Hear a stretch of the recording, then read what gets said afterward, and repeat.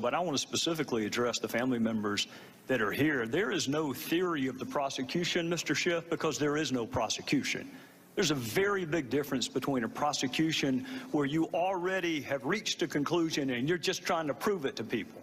This is an investigation, which is why it's so sad that nowhere in that stack that you just put up there, where the emails of Secretary Clinton, the emails of the ambassador, 50,000 pages worth of documents, eyewitnesses, that's the real tragedy.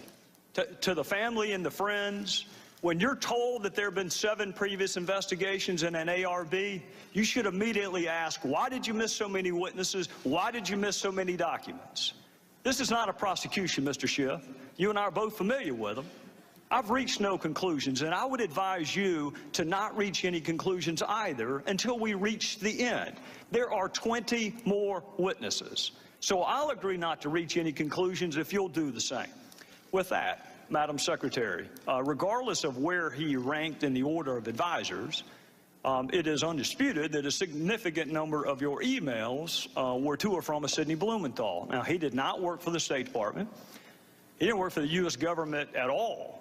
He wanted to work for the State Department, but the White House said no to him. Do you recall who specifically at the White House rejected Sidney Blumenthal? No, I do not. After he was turned down for a job at the State Department by the White House, he went to work where? I think he had a number of consulting contracts with different entities. Well, if he had a number of them, do you recall any of them? I know that he did some work for my husband. Well, he worked for the Clinton Foundation. That's correct. Okay. He worked for Media Matters. I'm sure he did. He worked for Correct the Record. I'm sure he did. When you were asked about Sidney Blumenthal, you said he was an old friend who sent you unsolicited emails, which you passed on in some instances because you wanted to hear from people outside what you called the bubble. We will ignore for a second whether or not Sidney Blumenthal is outside the bubble, but I do want to ask you about a couple of those other comments, because what you left out was that he was an old friend who knew absolutely nothing about Libya, was critical of President Obama and others that you work with, loved to send you political and image advice, had business interests in Libya, which he not only alerted you to, but solicited your help for. And you often forwarded his emails, but usually only after you redacted out any identifier so nobody knew where the information was coming from. What does the word unsolicited mean to you? It means that I did not ask him to send me the information that he sent me, and as I have previously stated, some of it I found interesting, some of it I did not, some of it I forwarded, some of it I did not. I did not know anything about any business interests. I thought that, just as I said previously, newspaper articles, journalists, of which he is one, a former journalist, had some interesting insights. And so we took them on board and evaluated them, and some were helpful and others were not. We're going to get to all the points you just made, but I want to start with your public comment that these emails were unsolicited. You wrote to him, "Another keeper, thanks and please keep them coming. Greetings from Kabul and thanks for keeping this stuff coming. Any other info about it? Question mark. What are you hearing now? Question mark. Got it. We'll follow up tomorrow. Anything else to convey? Question mark." Now, that one is interesting because that was the very email where Mr. Blumenthal was asking you to intervene on behalf of a business deal that he was pursuing in Libya. What did you mean by what are you hearing now? I have no idea, Congressman. They started out unsolicited, and as I said, some were of interest. I passed them on, and some were not. And so he continued to provide me information that was made available to him. I don't want to parse words, and I don't want to be hyper-technical, because it's not a huge point, but it is an important point. You didn't say they started off unsolicited. You said they were. You said they were unsolicited. Well, they were unsolicited, but obviously I did respond to some of them. Well, And I'm sure that encouraged him. Anything else to convey? What are you hearing now? I'm going to Paris tomorrow night. We'll meet with TNC leaders, so this and additional info useful. Still don't have electricity or BlackBerry coverage post-Irene, so I've had to resort to my new iPad.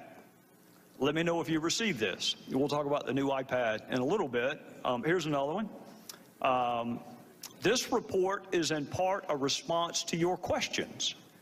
That's an email from him to you. This report is in part a response to your questions. There'll be further information in the next day. If you're the one asking him for information, how does that square with the definition of unsolicited?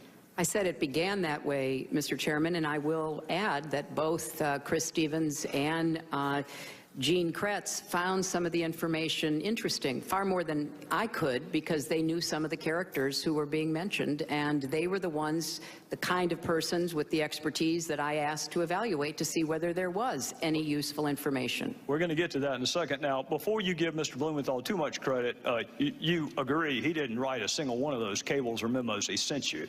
I'm sorry, what? He didn't write a single one of those cables or memos. I don't know who wrote them. He's the one who sent them to me. Would you be surprised to know not a single one of those was from him? I don't know where he got the information that he was sending to me. Did you ask? You're sending me very specific, detailed intelligence. What is your source? That seems to me like a pretty good question. I did learn later that he was talking to or sharing information from former American intelligence officials. By the name of? Who wrote those cables? I don't recall. I don't know, Mr. Chairman. You had his information passed on to others, but at least on one occasion you asked Ms. Abedine, can you print without any identifiers? Why would you want his name removed? Because I thought that it would be more important to just look at the substance and to make a determination as to whether or not there was anything to it. Well, don't people have a right to know the source of the information so they can determine credibility? But he wasn't, as you just said, the source of the information. That was. But you didn't know that, Madam Secretary, and that's what you just said. No, Mr. Chairman. I said that I knew that he didn't have the sources to provide that information. I knew he was getting it from somewhere else. Whether he knew a lot of journalists, he knew others in Washington. It could have been a variety of people. Well, if you're going to determine credibility, don't you want to know the source? Well, it wasn't credibility so much as trying to follow the threads that were mentioned about individuals. And as I already stated, some of it was useful and some of it was not. Well, did the president know that Mr. Blumenthal was advising you? He wasn't advising me. And, you know, Did he know that he was your most prolific emailer that we have found on the subjects of Libya and Benghazi? That's because I didn't do most of my work That's about fair. Libya on I'm not challenging that, Madam Secretary. I am not challenging that. All I'm telling you is the documents show he was your most prolific emailer on Libya and Benghazi. And my question to you is, did the president, the same White House that said you can't handle him, can't hire him, did he know that he was advising you? He was not advising me, and I have no reason to have ever mentioned that or know that the president knew that. All right, I want to draw your attention to an email about Libya from Mr. Blumenthal to you, dated April 2011. It will be Exhibit 67. And this is informative. Should we pass on, and in parentheticals, unidentified to the White House? If you were going to pass something on to the White House, why would you take off the identifiers?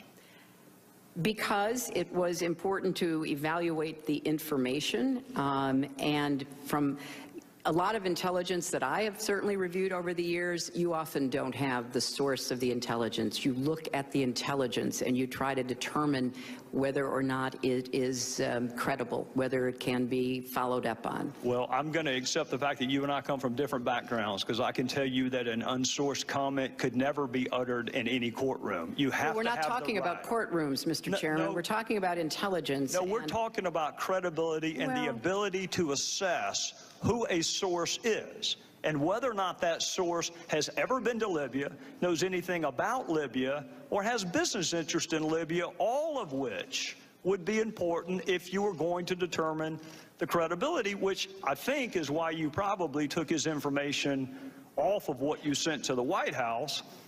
But here's another possible explanation that may give us a sense of why maybe the White House didn't want you to hire him in the first place. In one email, he wrote this about the President's Secretary of Defense: I infer Gates' problem is losing an internal debate. Tyler, and by the way, Tyler's Tyler Drumheller, that's who actually authored the cables that you got from Mr. Blumenthal. Tyler knows him well and says he's a mean, vicious little, I'm not going to say the word, but he did.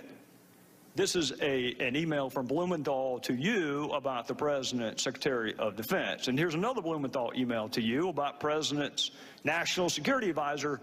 Frankly, Tom Donilon's babbling rhetoric about narratives on a phone briefing of reporters on March the 10th has inspired derision among serious foreign policy analysts, both here and abroad. And here's another one from what you say is your old friend Sidney Blumenthal. This is a quote from him. I would say Obama, and by the way, he left the president part out, I would say Obama appears to be intent on seizing defeat from the jaws of victory. He and his political cronies in the White House in Chicago are, to say the least, unenthusiastic about regime change in Libya. Obama's lukewarm and self-contradicting statements have produced what is, at least for the moment, operational paralysis. I think that may give us a better understanding of why the White House may have told you you cannot hire him.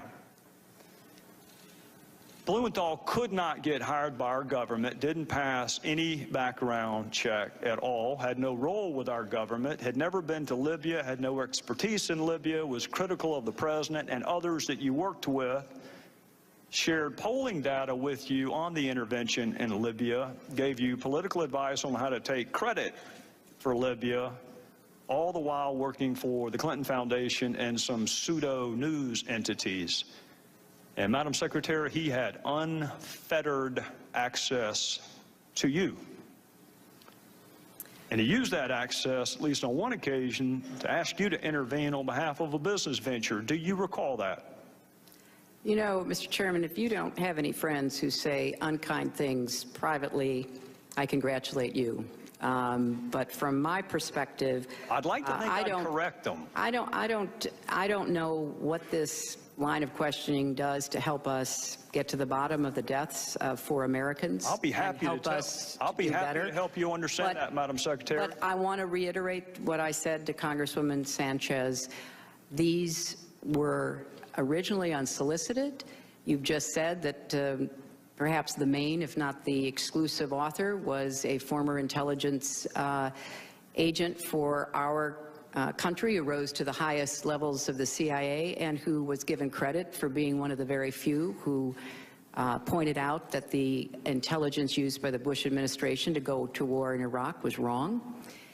So I think that, you know, the sharing of information from an old friend that I did not take at face value, that I sent on to those who were experts, is something that, you know, makes sense, but it was certainly not in any way the primary source of or the predominant understanding that we had of what was going on in Libya and what we needed to be doing. Well, Madam Secretary, I'm out of time, and we'll pick this back up the next round, but I'll go ahead and let you know ahead of time why it's relevant. It's relevant because our ambassador was asked to read and respond to Sidney Blumenthal's drivel.